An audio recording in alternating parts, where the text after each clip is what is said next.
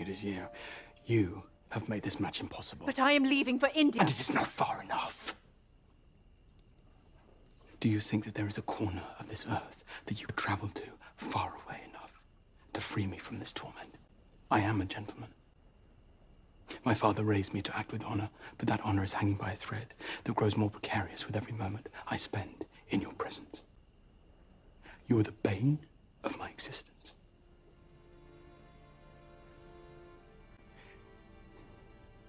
And the object of all my desires.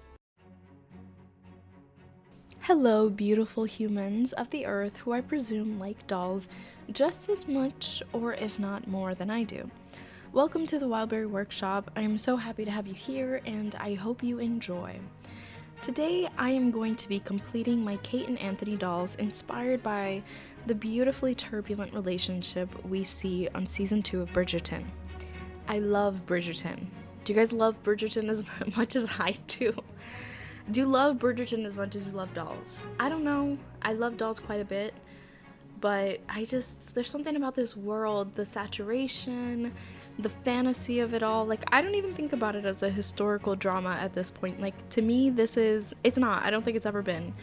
I think this is pure fantasy, and I'm in it, and I don't care. I don't care what creative liberties they take, as long as they don't do another cut crease. If you know, you know. Season 4... Alice Mondridge and her cut crease, God, that irritated me.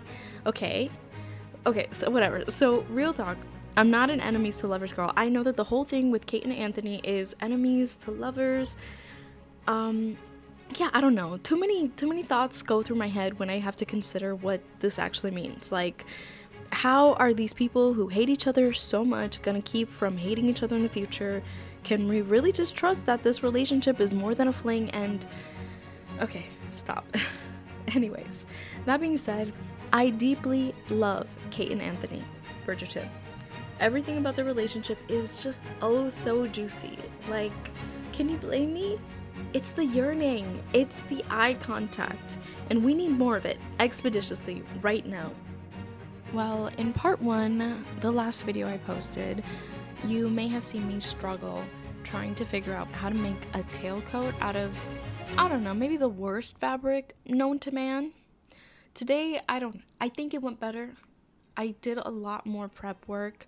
I cut the pieces out meticulously. I took my time sewing, and I fray checked like my life depended on it. If you don't know, fray check is this liquid that you can put on the ends of your fabric to sort of seal them in. Other people, like on a bigger scale, you'd use a serger, also a zigzag stitch. I like fray check. I think it's good for a miniature scale and make sure that, like, as I'm working, I'm not afraid that the fabric is just gonna splay out, especially when I'm working with different fabrics that aren't intended to be cut at such a small scale. But I'm really proud of that top stitch, if you couldn't tell. I love the little leaf pattern. Anyway, afterwards, I spent the duration of 2.5 Twilight movies hand beating this dress. And I cannot say I recommend it, though it is crazy how, regardless of the project, I can always count on Twilight to carry me through. Because here you see I'm trying to figure out which shade of pink. Can you figure out which shade of pink I need to use? Because at this scale, like, it really looks like the same, but I did pick one. And once I got the hang of it, I sort of got into a groove. But yeah, I'm gonna invest in an embroidery hoop because I cannot be doing that again. It's too bad for my back.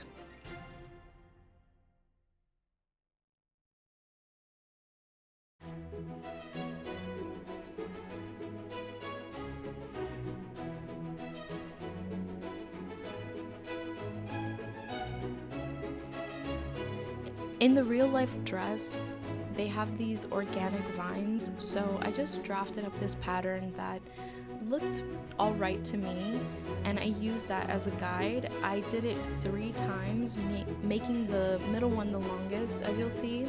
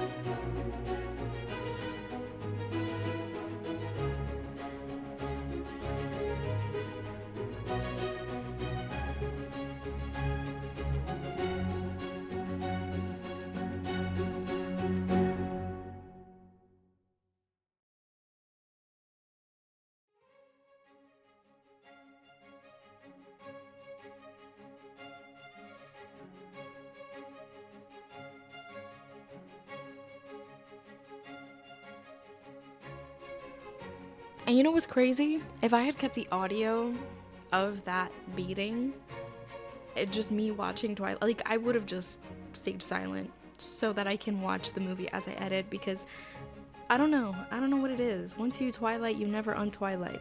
Maybe it's because I watched it at a formative year. Anyways. As you know, Bridgerton wouldn't be complete without drama. So let me tell you about the drama that was this hair. I will use the word doozy, except I don't use the word doozy. And I wrote it in my script, and I don't know why, because I've never used that word in my life. But basically, I was just making this up as I go. I had this vibe, I had this feeling. Let me make several ponytails. Let me add some tendrils. Let me do these things. And in my head, it was making sense, right?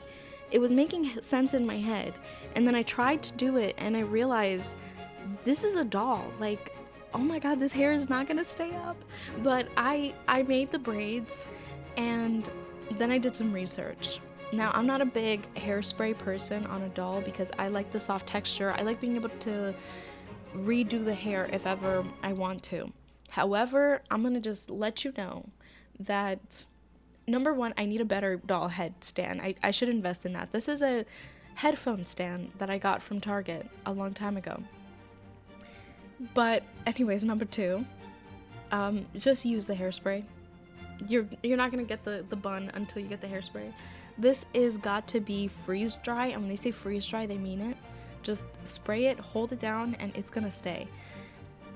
For this doll, this bun is crunchy, it will not move, and what more can I ask for?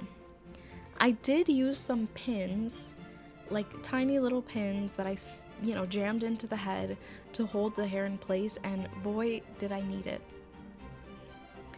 I don't know, this might have been the most nerve-wracking part of the process, but it was also the most satisfying. Eventually, I ended up sewing little beads into the hair. I noticed that Kate had little decorations, I'm assuming just pins they put in the actress's hair. So I ended up sewing these gold beads, and I also made some little purple flowers to hide some of the rubber bands.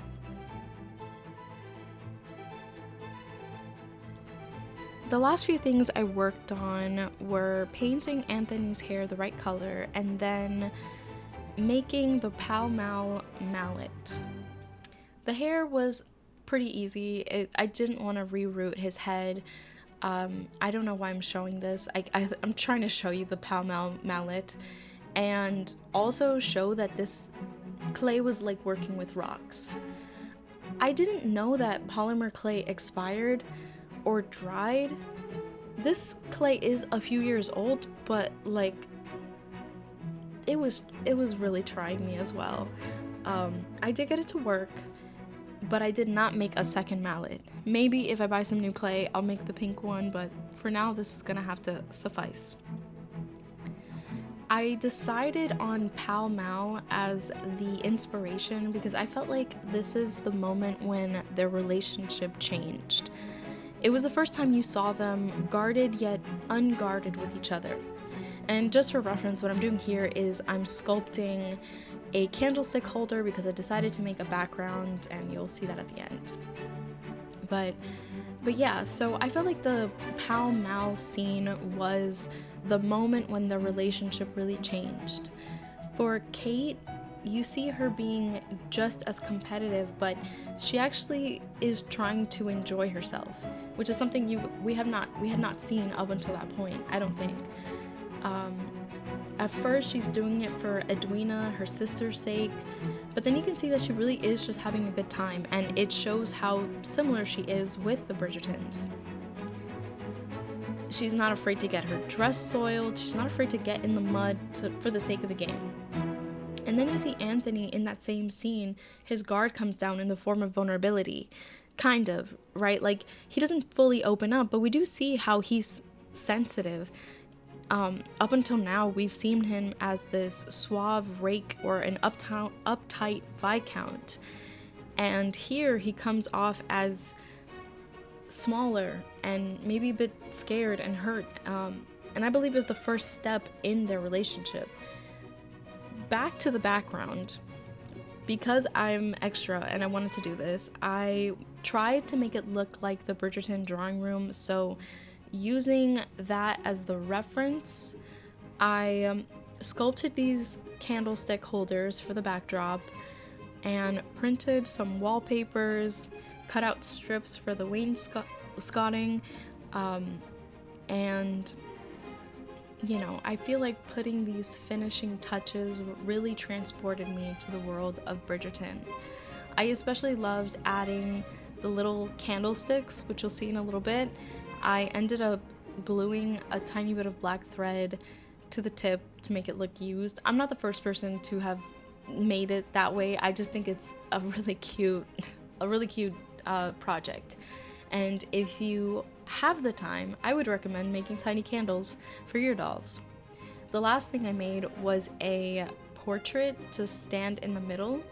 I just found this picture frame on Canva. I ended up making a base out of foam board, wrapped it around, and then I glued the picture to the back so as to give the impression of depth. Putting these finishing touches, I really felt transported to the world of Bridgerton, and it had me wishing I could shrink myself down to an 11-inch doll so I could experience it. Have any of you guys seen that movie, The Secret World of Ariadne? Okay, there's a scene in that film when she goes into this dollhouse where it was created for her species, I guess, like her mini people. And everything in that dollhouse works. Like the oven works, the furniture is all real, but it's just tiny. And when I watched that movie, I wished I could be a tiny fairy-sized person, and I still wish that sometimes. Maybe clothes would be cheaper. I don't know. I don't know why I said that. Okay. Anyways, I'm quite done with this process. It was really fun. I think next, I want to attempt to make a necklace for Kate. We'll see. I did make her a necklace out of seed beads, and I think it suffices in bringing together the look, but I would love to create like a shiny, sparkly necklace, especially because in the future, I'm not sure when, I want to make a Queen Charlotte doll. Alright, these pictures, I was trying to be artistic and have like the blur on one of the characters and then the blur on the other characters because they're at odds and they're facing in different directions, but anyways, you can see the details here. The final dress, I forgot about this, but I made little gloves because she does wear gloves. For Anthony, you saw in part 1, I'm sewing the little buttons on. I think that's my favorite part of his outfit. But yeah, I loved putting them together. I felt like a little kid playing with my dolls as I tried to take these photos. I think it was really sweet, and I love Bridgerton. I can't wait to see what they have in store. I might try to make a big Bridgerton drawing room, so if you're interested in that, let me know.